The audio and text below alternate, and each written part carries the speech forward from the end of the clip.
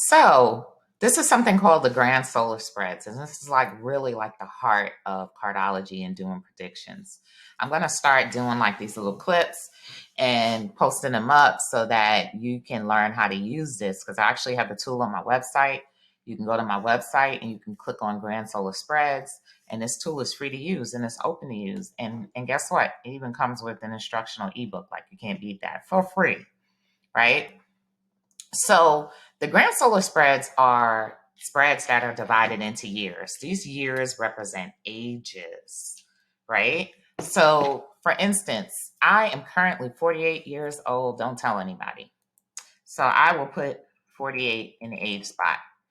So what I'm looking at is the spread that is always consistent for age 48. So when you go to age 48, this is what life looks like for everybody, right?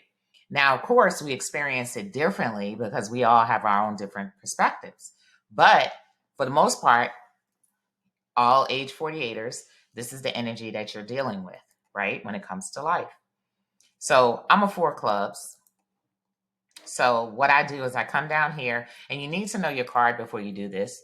So you can get your card on the homepage by putting in your birth date and looking at that card that says your birth card or your sun card or whatever. Or you can go to the birthday calendar and look for your birthday and get your card. So you need to at least know your card before you get here. So here I am on the age 48 spread, and I go down here and click, and I get what's known as like the 13 most important cards to me. Now, is every card on age 38 spread important? Absolutely. Every card on this spread is important, right? Because you're not just going to encounter these cards. This card is also going to show you what the nature of your interaction with these other cards are going to be. And you can get that by looking at the position that they're in. Because if you notice on the right hand side, these are planets, right? So each row is ruled by a planet. The first planet, this is the sign for Mercury. The second planet, this is the sign for Venus, symbol for Venus. The third planet is Mars. This is Jupiter. This is Saturn. This is Uranus. And this is Neptune, right? So if you want to know what those mean, simply look at planetary astrology, right? So you can Google Mercury astrology or you can Google Venus astrology. These planets also actually rule signs.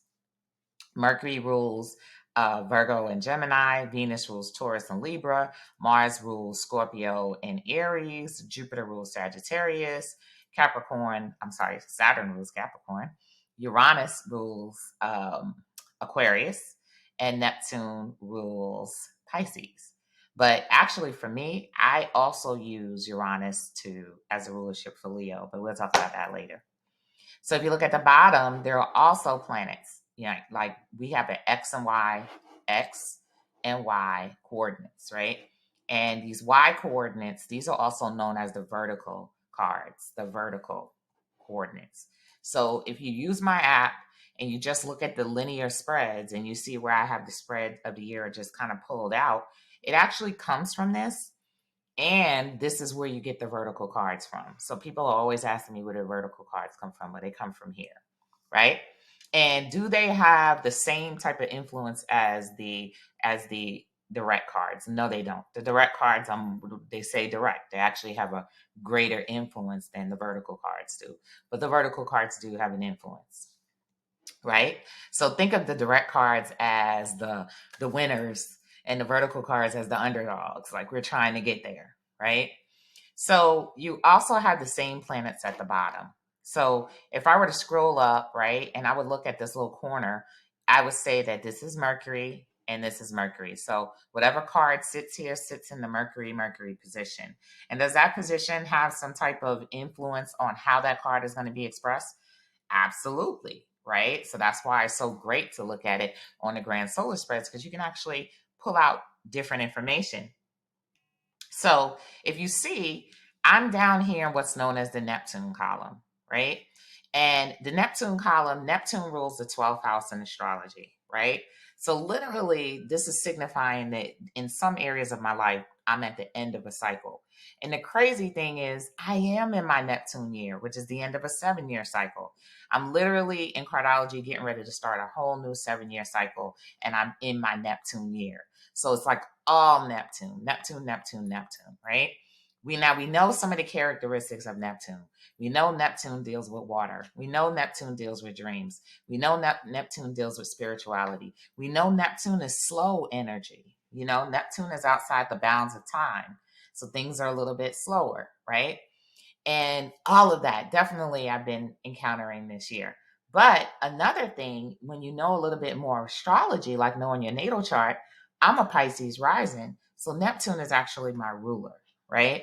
So it's the ruler of my chart. So this is more significant to me than it might be to other people who don't have that type of relationship with Neptune. So what is my Neptune card? My Neptune card for life is the 10 of diamonds. So me being in Neptune says that even despite all of this is going on, I have a huge 10 of diamonds over my life right now, kind of playing out. So we'll add that to it too as well. So if you look at it, the latter part of my cards, this is the latter part of my spread, because this is actually my Uranus card, right? This is my Neptune card, and this is my Pluto card. So the latter part of my spread is on the crown line, right? So what does this say about this year for me? This says that towards the end of my year, I'm going to have some big peak experience, because this is the peak. This is actually probably the most Leo spot there is. It sits in the sun. And this is going to represent my Neptune period. So if I go down here and we look, we see I have a 10 of clubs in Neptune, right? But if I go look up here, it is displacing the 8 of diamonds. So something really big is going to occur in my Neptune period. And I cannot wait for what that is, right? So wonderful things that you can learn from looking at the grand solar spreads versus just looking at the linear spread that you get in the app, etc. Right? Another cool thing about this tool on my website is you can click on it. I'm sorry, I did that wrong. Once you choose your card, you can click down here and you can get keywords of that card, and you can also get days, the days that card shows up. And what's so important about that? Because every time that day comes around for that, this card shows up on that day, it's going to be significant because it's one of your significant 13 cards, right? So for instance, the 10 of clubs, right?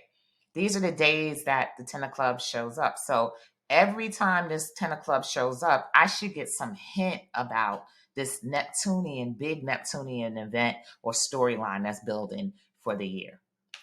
So I'm going to come back with lots of little clips like this. You can visit my site, aquariusmaximus.com. You can actually you can click on the little boxes in the middle, and you can click on Grand Solar Spreads, and it'll take you here. Also, if you scroll down, I do have meetings here as well, which I'm currently updating. So you get even more help to be able to decode and decipher your life, right?